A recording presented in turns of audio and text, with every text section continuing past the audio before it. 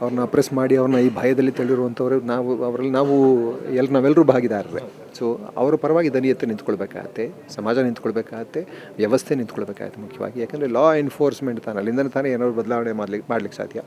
ಆ ಥರದ ವಿಷಯದಲ್ಲಿ ಈಗ ಆನ್ಲೈನ್ ಟ್ರೋಲಿಂಗ್ ಮಾಡ್ತಾರಲ್ಲ, ಅದು ತೀರಾ ಕೆಟ್ಟದಾಗಿ ಟ್ರೋಲಿಂಗ್ ಮಾಡೋದು. ಓಕೆ, ನೀವು ಆನ್ಲೈನ್ ಅವರ ಅಭಿಪ್ರಾಯಕ್ಕೆ ಪ್ರತಿಕ್ರಿಯೆ ಕೊಡಿ, ಪರವಾಗಿಲ್ಲ, ನನಗೆ ಇಷ್ಟ ಆಗಲಿಲ್ಲ ಇದು ಅಂತ ಹೇಳಿ ಪರವಾಗಿಲ್ಲ. ಆದರೆ ಅಶ್ಲೀಲವಾಗಿ ಮಾತಾಡೋದು, ಅಶ್ಲೀಲವಾದ ಪೋಸ್ಟ್ಗಳನ್ನ ಹಾಕೋದು, ಇದನ್ನು ಚಿತ್ರಗಳನ್ನ ಮಾಫ್ ಮಾಡಿ ಹಾಕೋದು, ಈ ಥರದ್ದೆಲ್ಲ ತೀರಾ ಹಿಂಸೆ ಆಗುತ್ತೆ.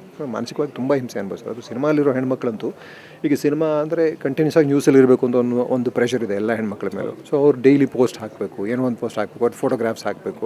ಇಲ್ಲದಿದ್ದರೆ ಅವಕಾಶಗಳೇ ಹೊರಟೋಗ್ಬಿಡ್ತವೆ. ಯಾಕಂದರೆ ಇನ್ಸ್ಟಾಗ್ರಾಮ್ ನೋಡಿನೇ ಕಾಸ್ಟಿಂಗ್ ಮಾಡ್ತಾ ಇದ್ದಾರೆ ನಮ್ಮ ಸಿನಿಮಾ ಡೈರೆಕ್ಟರ್ಗಳು ಇತ್ತೀಚೆಗಂತೂ ಸುಮಾರು ಜನ ಹಂಗೆ ಮಾಡ್ತಾ ಇದ್ದಾರೆ. ಸೊ ಹಾಗಿರುವಾಗ ಕಂಟಿನ್ಯೂಸ್ ಆಗಿ ನ್ಯೂಸಲ್ಲಿರೋ ಒತ್ತಡದಲ್ಲಿ ಆ ಹೆಣ್ಮಕ್ಳು ಫೋಟೋಗ್ರಾಫ್ಸ್ ಹಾಕಬೇಕು, ಫ್ರೆಶ್ ಆಗಿ ಏನೋ ಒಂದು ಮಾಡಬೇಕು, ಫ್ರೆಶ್ ಆಗಿ ಫೋಟೋ ಶೂಟ್ ಮಾಡಬೇಕು, ಇವೆಲ್ಲ ಇರ್ತದೆ. ಅದರಲ್ಲಿ ಏನೇ ಮಾಡಿದ್ರು ಅದಕ್ಕೊಂದು ಕೆಟ್ಟ ಕಮೆಂಟ್ಗಳು ಮಾಡೋದಿಲ್ಲ. ಸೊ ಅವ್ರಿಗೇನು ಕೆಲಸ, ಅವ್ರ ಕೆಲಸ ಅದು. ಸೊ ಅವ್ರ ಕೆಲಸ ಅವ್ರು ಮಾಡೋದಕ್ಕೂ ಈ ಥರದ ಒತ್ತಡಗಳಿದ್ದರೆ ಹೇಗೆ ಕೆಲಸ ಮಾಡೋಕ್ಕಾಗತ್ತೆ. ಸೊ ಸೈಕಲಾಜಿಕಲಿ ಸಿಕ್ಕಾಪಟ್ಟೆ ಬರ್ಡನ್, ಅದು ತುಂಬ ದೊಡ್ಡ ಬರ್ಡನ್.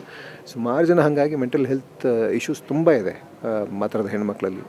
ಎಷ್ಟೋ ವಿಷಯಗಳು ಈ ಥರದ್ದು ಹೊರಗೇನೆ ಬರೋಲ್ಲ, ಹೇಳ್ಕೊಳ್ಳೋಕ್ಕೆ ಆಗಲ್ಲ. ಆ ಥರದ ವಿಷಯಗಳನ್ನೆಲ್ಲ ಹೇಳ್ಕೊಳ್ಳೋದೇ ಇಲ್ಲ. ಸೊ ಈ ಥರದ ಪರಿಸ್ಥಿತಿ ನಾವಿವತ್ತು ನಾಗರಿಕ ಸಮಾಜ ಅಂತ ಹೇಳ್ಕೊತೀವಿ, ವಿಶ್ವಗುರು ಅಂತ ಹೇಳ್ಕೊತೀವಿ, 4ನೇ ದೊಡ್ಡ ಅರ್ಥವ್ಯವಸ್ಥೆ ಪ್ರಪಂಚದಲ್ಲಿ ಅಂದ್ಕೊಳ್ತೀವಿ. ಈ ಥರದ್ದೆಲ್ಲ ಇದೆ ಅಂತಂದರೆ ಏನೂ ಪ್ರಯೋಜನ ಇಲ್ಲ, ಏನಾದ್ರೂ ಏನೂ ಪ್ರಯೋಜನ ಇಲ್ಲ.